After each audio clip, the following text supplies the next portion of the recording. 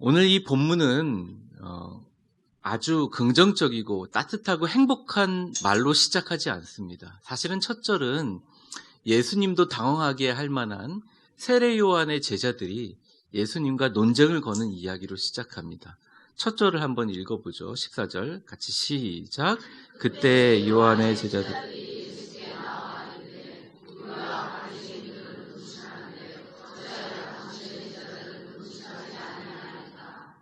여러분, 요한의 제자들은 누굽니까? 세례 요한의 제자들입니다. 세례 요한의 제자들은 예수님에 대해서 적극 지지했습니다. 왜냐하면 자신의 스승인 세례 요한이 예수님을 표현할 때 예수님이 얼마나 대단한 분인지 내가 얘기해 주마. 그가 직접 오시면 내가 그분의 신발끈 하나 풀고 매는 것 감당하지 못할 정도로 위대하신 분이다. 사실은 그 당시에 주인의 신발끈을 풀고 신발을 벗기고 발을 닦아주는 일을 누가 하셨냐? 종들이 했어요. 노예들이 했어요. 그러니까 이런 얘기죠. 세례 요한이 제자들에게 예수님이라는 분은 어떤 분이냐면 내가 그분의 노예만큼도 안 되는 사람이다라고 얘기해 줬어요. 그러니까 세례 요한의 제자들은 당연히 예수님을 존경했죠. 그리고 세례 요한의 제자들이요. 세례 요한이 옥에 갇혀서 죽음을 기다리고 있을 때 요한의 제자들이 요한에게 물어봅니다. 세례 요한이시여, 당신이 얘기했던 오시는 이가 바로 저분이십니까? 세례 요한이 얘기했습니다. 그가 바로 그니라. 그 세례 요한의 제자들이요, 예수님께 와서 당신이 그분입니까? 묻는 일이 일어나요. 그럼 세례 요한의 제자들은 적어도 예수님을 너무 좋아하고 예수님을 존경할 수밖에 없는 시스템에 있는 사람들입니다. 근데 세례 요한의 제자들이 자꾸 마음속에 걸리는 게 하나 있었어요. 그리고 힘들어하는 게 있었어요. 그게 뭐냐면 우리와, 그러니까 세례 요한의 제자들과 14절 보여주세요. 바리새인들은 금식을 하는데 어떻게 당신의 제자들은 금식 같은 거 안 하십니까? 여기. 그 당시에 바리새인들과 서기관들과 사두개인들, 소위 말하는 종교적으로 자신이 거듭나고 구분된다고 하는 많은 사람들이 가지고 있는 자부심 중에 하나는 일주일 동안 이틀을 금식하고요. 대부분 화요일과 목요일에 집중됐다고 합니다. 그 이틀의 금식을 하면 여러분 음식값이 절약되잖아요.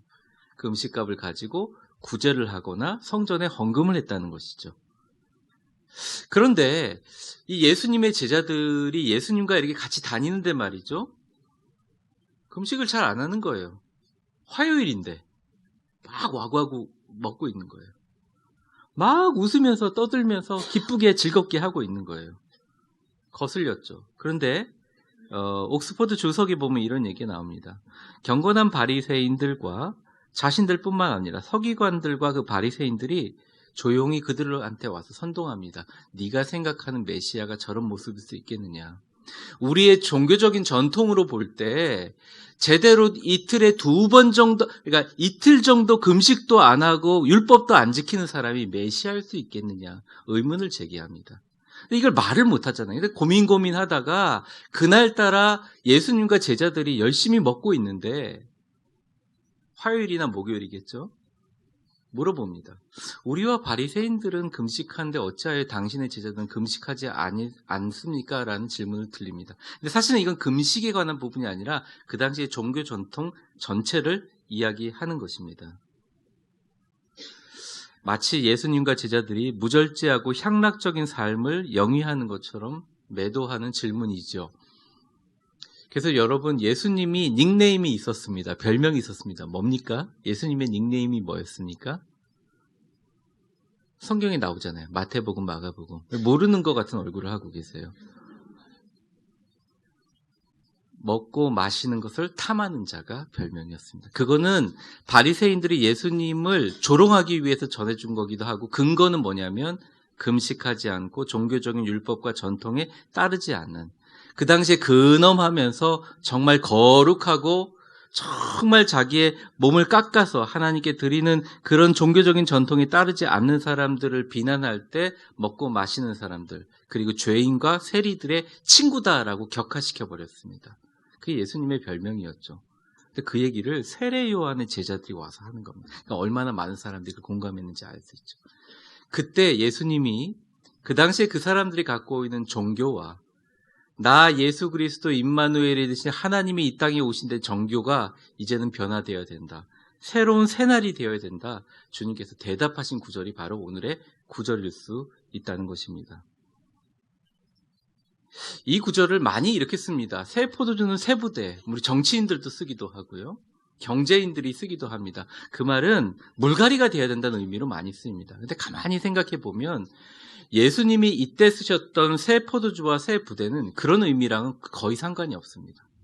물갈이의 의미가 아니라 새 포도주와 새 부대는 깊은, 그 당시에 신앙생활을 하고 있고 종교생활을 하고 있는 많은 바리새인들과 서기관들 뿐만 아니라 이 땅에 하나님 나라를 꿈꾸는 모든 신앙인들에게 앞으로 내가 신앙생활할 때 신앙의 기조와 그런 모든 모습들이 새 술이 되어야 되고 새 포도주가 되어야 되고 새 부대에 담겨져야 된다는 말씀을 하고 계신다는 거죠. 그럼 의문점이 돕니다. 새 술이 어떤 것인가? 새 포도주가 무엇인가? 오늘 살펴보고 이것들을 2020년 우리의 신앙과 삶 속에 1월의 주제가 날마다 새롭게 하소서잖아요. 1월 목회의 주제와 같게 우리의 모든 인생이 날마다 주님의 축복과 은혜 가운데 행복을 꽃피우는 새롭게 되는 것과 연결되기를 주의 이름으로 축원합니다. 여러분의 삶이 날마다 예수님 때문에 새 포도주와 새 부대에 담기시기를 축복합니다. 한번 옆 사람 축복해 볼까요? 당신의 삶이 예수님의 말씀처럼 새 포도주와 새 부대에 담기시기를 축복합니다. 그러면 오늘 본문에 나와 있는 이제 원어와 역사적인 배경을 통해서 예수님이 이런 얘기들을 길게 하신 이유들을 살펴보도록 하겠습니다. 첫 번째는 2020년 우리가 새해를 열어가면서 예수님께서 우리에게 바라시는 것은요, 그 당시에 가지고 있었던 우리의 삶과 우리의 어떤 신앙의 모습이 좀 더 기쁨과 감사의 인생으로 펼쳐지기를 바란다는 것입니다. 여러분, 우리 시대를 보십시오. 2020년 여러분의 삶 가운데 가장 힘있고 강력한 리더십은 앞으로 2020년 아마 4월 달 가운데 미국의 굉장히 유명한 조던이라는 그 미래학자 그리고 리더십 학자의 책이 나오는데 그 책의 주제가 이럽니다. 예전의 시대는 당위성과 의무감으로 사람들을 이끌었지만 앞으로 일어나는 시대는 그 사람들 안에 일어나는 흥과 축제의 힘으로 이끌어지는 미래의 패러다임이 진행될 것이다. 앞으로도 그렇게 진행되고 있다는 것입니다. 우리는 이미 너무나 많이 이전의 시대에 이렇게 틀에 박혀 있다는 거예요. 우리 교회가 물론 일부 성가대, 2부 성가대를 합치면 구리에 있는 어떤 교회보다 가장 큰 규모의 찬양팀입니다. 더 있으면 알려주세요. 제가 가서 배울게요. 없어요. 저희가 구리 전체 모임에 가지 않기 때문에 그렇지만 일부 성가대와 2부 성가대를 합쳐서 같이 찬양하면 구리시대 깜짝 놀랄 겁니다. 이렇게 큰 규모의 성가대가 있나. 저희 교회는 그래도 올해 조금이라도 성장을 했어요. 그럼에도 불구하고 여러분들 주변에 보시면 여러분이 길거리에서 만나는 수많은 젊은이들, 소위 말해서 신세대를 경험하면서 이 시대를 바라보고 있고 이 시대의 꿈을 꿀 수 있는 우리 청소년들, 청년들, 대학생들이 얼마나 많이 우리 교회로 오고 있느냐를 한번 생각해 보게 되면 또 우리 교회뿐만 아니라 다른 교회들을 다 살펴보다 보면 정말 앞으로의 신앙의 패러다임은 2000년 전에 예수님이 말씀하신 것처럼 이제는 내가 어떤 것을 해야 되는 율법과 금식으로 소통되는 그러한 것이 아니라 기쁨과 감사로 변화되어야 된다고 주님께서 얘기하고 계십니다. 근데 그 기쁨과 감사가 우리부터 시작해야 우리로부터 하나님의 역사가 일어나게 된다는 것이죠. 오늘 본문의 14절을 보면 그 다음 절에 보면 예수님께서 이것에 대해서 은연중에 이야기를 하십니다. 싸우지 않으세요. 논쟁하지 않으세요. 그냥 예를 드세요. 15절 보여주세요. 같이 읽겠습니다. 시작. 예수께서 그들에게 이르시되 혼인집 손님들이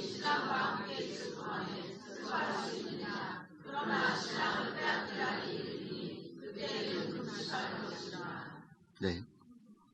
여러분, 아무리 자기가 웃음이 터져 나오는 일이 있더라도 초상집에 가서 문상하고 국화꽃을 올리고 나서 막 껄껄껄 웃는 사람이 있을까요?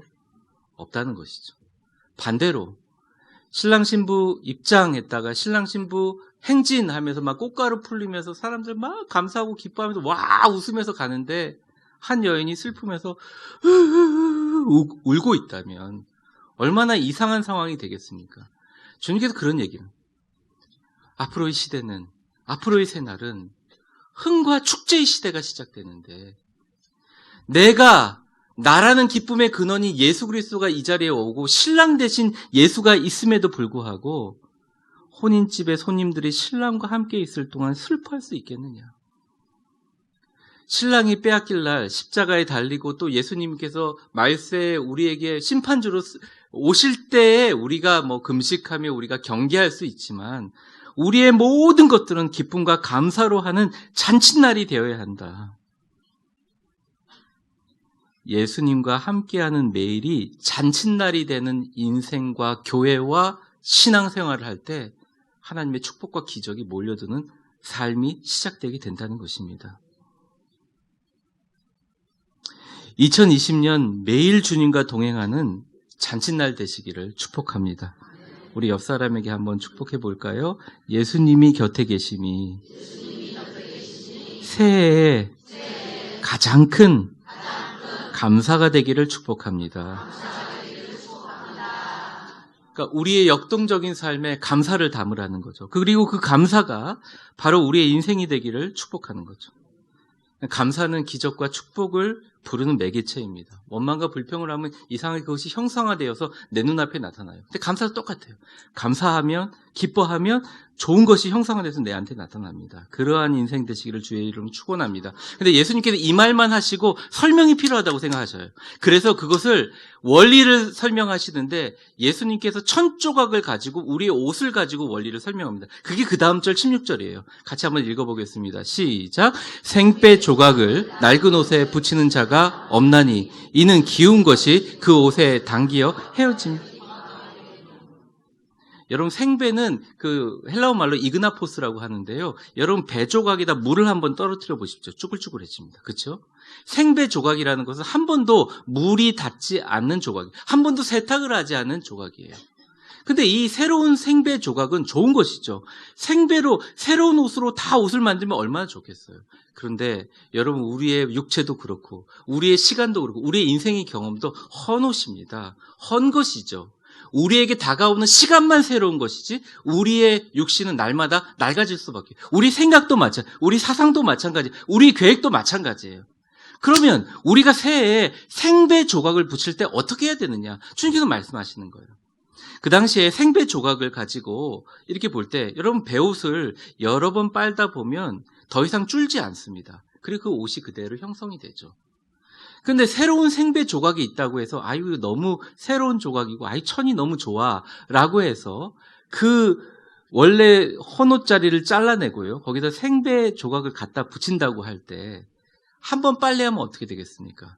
다른 낡은 옷들은 줄지 않는데 생배 조각만 확 줄어버려서 오늘 본문에는 뭐라고 나와 있냐면 16절에 보면 기운 것이 그 옷을 당기어 이렇게 표현합니다. 같이 쭈그러들게 된다는 것이죠. 사랑하는 성도 여러분, 우리가 새해에 새로운 계획이 많습니다. 때로는 그 계획이 작심삼일이 될 수 있습니다. 여러분, 작심삼일이라도 실망하지 마세요. 작심을 1년에 100번 하면 됩니다.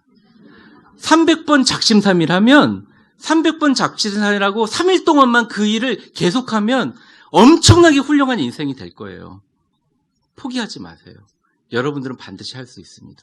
근데 그 작심삼일을 할 때 여러분이 가지고 있는 생배 조각이 감사라는 예수님의 피 보혈로 물이 적셔져서 여러분이 가지고 있는 여러분의 인생의 옷에 맞지 않는다면 오히려 감사하지 않는 여러분의 계획과 감사로 녹여낸, 감사로 담금질되지 않았던 우리의 새로운 계획이 오히려 우리의 전체의 축복의 옷을 어그러뜨릴 수 있다. 주님은 말씀하고 계신다는 것입니다.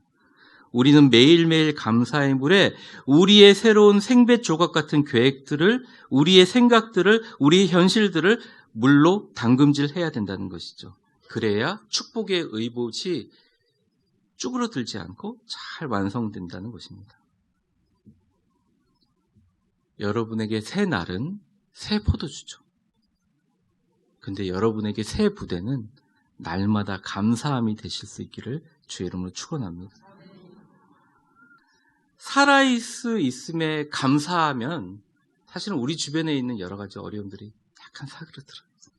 그리고 그 감사의 부대에 여러분의 새로운 것을 넣을 때 그게 진짜 새술이 되고 새 부대가 된다는 것입니다. 숨을 쉴 수 있음에 감사하고, 예배 드릴 수 있음에 감사하고, 자녀들은 부모가 있음에 감사하고, 부모는 자녀가 있음에 감사하고, 식사할 수 있음에 감사하고, 말씀을 들을 수 있고 찬양을 할 수 있음에 감사하고, 기도할 수 있음에 감사하고, 사랑할 수 있음에 감사하고, 내가 하나님께서 하나님 앞에 섬길 수 있고 헌신할 수 있음에 감사하고, 하나님이 내게 생명 주시는 것을 감사할 때 현실이고 시간이라는 영원히 계속 미래만 지향하고 영원히 새로울 수밖에 있는 시간이, 그 새로운 포도주가 나에게 진짜 포도주로 흡수되는 아름다운 부대가 만들어지는 역사가 일어난다는 것이에요. 그래서 감사는 덕목이 아닙니다. 감사는 축복을 받기 위한 그런 비결이 아니에요. 감사는 우리를 숨쉬게 할 수 있고 우리에게 새로운 삶의 의미를 주어지는 가장 귀하고 아름다운 축복의 도구라는 것이죠. 이 감사를 너무 쉽게 생각하거나 감사를 너무 제쳐두셨다면 여러분의 삶이, 날마다 여러분의 계획이 감사라는 예수님의 십자가의 포도주의 보혈에 날마다 적셔져서 그것으로 인하여 날마다 새날이 되시기를 주님의 이름으로 축원합니다. 힘들고 괴로울 때 주님 보시며 주님이 나를 위해서 죽으신 것 감사하고, 고통스럽고 억울할 때 예수님의 십자가 보면서 주님이 나를 위해서 피 흘려주신 것 감사하고, 여러분들의 삶 속에 감사로 잘 적셔서 여러분들 삶의 축복의 옷이 완성되는 은혜와 기적의 2020년 되시기를 주의 이름으로 축원합니다. 옆 사람에게 한번 축복해 보겠습니다. 날마다 감사가 적셔져 있는 축복의 새날 되시기를 축복합니다. 두 번째입니다. 복음에는 기쁨이라는 새 부대가 담겨져야 된다는 거죠. 오늘 마지막 절은 이 기쁨에 대해서 설명을 하는데 예수님께서 은유적으로 설명을 하십니다. 이것을 새 포도주와 새 부대라고 표현해야 돼요. 17절을 한번 보여주세요. 새 포도주를 낡은 가죽 부대에 넣지 아니하나니 그렇게 하면 부대가 터져 포도주도 쏟아져 버리고 부대도 버리게 됨이라. 새 포도주는 새 부대에 넣어야 둘이 다 보존되느니라. 이것은 오늘날의 이 어떤 포도주를 담는 그릇으로 생각하시면 안 되고요. 그 당시에 이제 고대 이스라엘인들이 담고 있는 모든 가죽 부대는 짐승의 가죽을 가는 가죽 부대였습니다. 여러분 가죽 부대에다가 가죽 부대가 한 이 정도 크기인데요. 거기다가 술이라든지 음료를 담게 되면 그 가죽 부대가 이제 처음에는 괜찮지만 오래되다 보면 이게 딱딱해집니다. 왜냐하면 액체를 보관하다 보면 액체뿐만 아니라 액체에서 발생하는 증기라든지 기화라든지 가스가 나오거든요. 근데 특별히 술인 경우에는 새술이라는 것은 발효가 되지 않는 술을 이야기하는 거죠. 그럼 발효가 되지 않는, 예를 들어 포도주라고 해봅시다. 그럼 발효가 되지 않는 포도주를 부대에다 담았어요. 근데 부대에다 담았는데 그 부대 안에서 당연히 발효의 과정이 일어나지 않겠습니까? 술이 발효가 돼야 진짜 좋은 축복이 되는 거죠. 술이요. 그대로 마시는 건 그냥 과일 주스죠. 근데 그 발효가 되는 과정 가운데 가스가 발생해요. 그래서 웬만한 가죽 부대는 그것을 감당하기가 어려워요. 그래서 원래 새로운 포도주를 담을 때는 포도주 부대도 버리고 포도주도 쏟아버리지 않기 위해서 새로운 것에 집어넣습니다. 만약 낡은 것에 지나게 하면요, 그 안에서 이미 딱딱해져 있는 가죽 부대가 그것을 견디지를 못하고 가스 때문에 부대가 터져버리는 거예요. 오늘 말씀처럼 그렇게 하면 부대가 터져 포도주도 쏟아지고 부대도 버리게 된다라는 것입니다. 여기서 새로운 포도주는 무엇이고 부대는 무엇을 상징하는가? 새 술이라는 것은 우리에게 주어지는 시간을 의미합니다. 여러분, 날마다 새롭지 않아요? 그리고 우리가 지나고 나서 오늘 예배 끝나고 나서 새해 복 많이 받으세요 하고 나가서 또 새로운 날을 시작할 거 아닙니까? 여러분에게는 언제나 새 술이 주어져 있습니다. 예수 그리스도께서 우리에게 주신 생명과 소망과 기쁨, 우리가 죽지 않는 한 이 땅에서 하나님이 주시는 가장 큰 축복과 은혜를 누릴 가능성을 우리는 가지고 있다는 거예요. 근데 그 새 술과 이런 것들이 하나님 은혜 안에서 잘 발효가 돼요. 아름다운 포도주로 발효되는 과정이 필요하다는 거예요. 예를 들어서 우리가 꿈을 꾸면 그 꿈이 발효되는 과정이 필요하다는 것입니다. 여러분 누구든지 하나님 저에게 아파트 한 채가 하늘에서 내려오게 해주시옵소서 이렇게 기도하시는 분들은 없어요. 왜냐하면 우리가 물리적인 법칙을 알고 있기 때문에 그렇습니다. 그렇게 하기 위해서는 여러 가지 자금이 마련돼야 되고 기회가 좋아야 되고 분양에 당첨돼야 되고 예를 들어 그렇다는 것입니다. 우리 청년들이 꿈을 꾼다. 어느 직장에 들어가게 해 주시옵소서. 그럼 그 직장에서 요구하는 지원서라든지 면접이라든지 시험이라든지 준비하는 발효의 과정이 필요하다는 거예요. 여러분이 새해 첫 기도 제목을 냈어요. 저도 정말 기쁜 마음으로 여러분들이 준 기도 제목 송무영신 예배까지 걷어서 냈고 여러분에게 말씀 카드를 같이 나누었습니다. 이것이 여러분에게 잘 이루어지기를 바랍니다. 그런데 그냥 순간 이동하시듯 이루어지는 게 아니라 발효되는 과정이 필요하다는 거예요.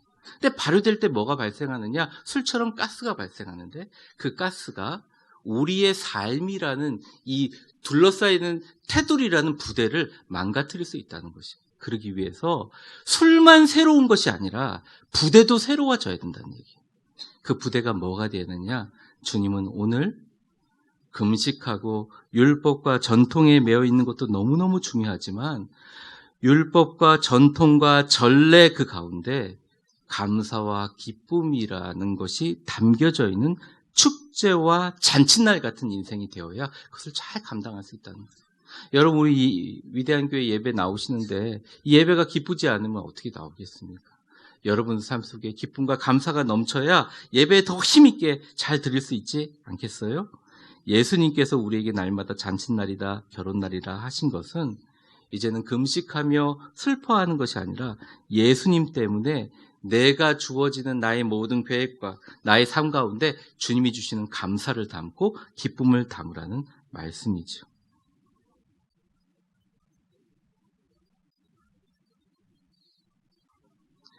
여러분 질문해 보겠습니다. 여러분 옆자리에 앉아있는 분들이 기쁨입니까?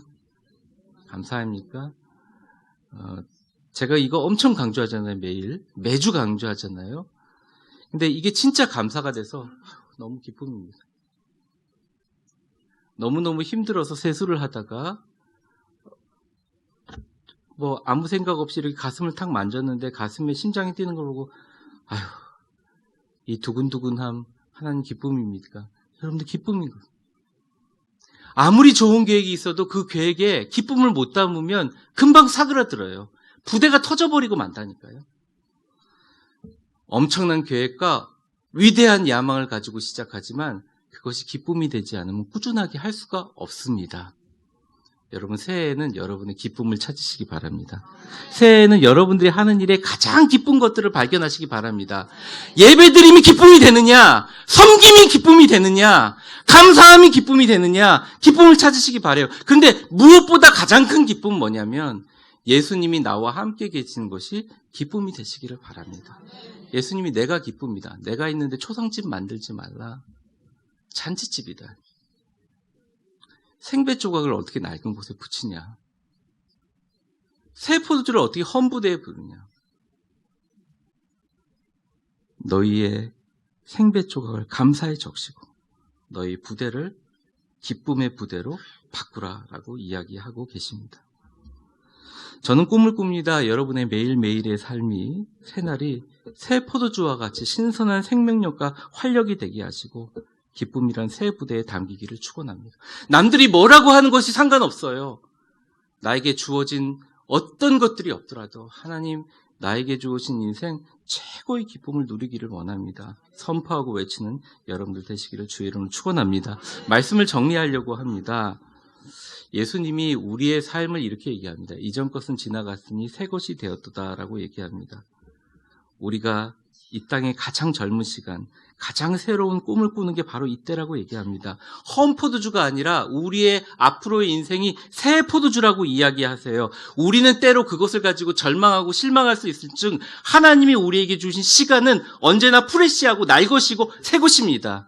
그 시간이라는 것을 우리가 어떤 부대로 컨테인하고 있는가, 간직하고 있는가, 그것을 갖고 하나님의 축복의 길을 걸을 수 있는가, 그것은 주님께서 말씀하신 것처럼 매일 새로운 날이라는 새 포도주를 감사라는 새 부대에 담으시는 여러분들 되시기를 축복합니다. 일어나면서 아이고 몸 쑤셨다, 아이고 죽겠다 이게 아니라 일어나면서 하나님 오늘도 좋은 날 주시니 감사합니다. 오늘도 축복의 날 시작되니 감사합니다. 한번 해볼까요? 오늘도 축복의 날 시작되게 깨워주시니 감사합니다. 예. 오늘 좋은 사람, 좋은 인연 만나게 해주셔서 감사합니다.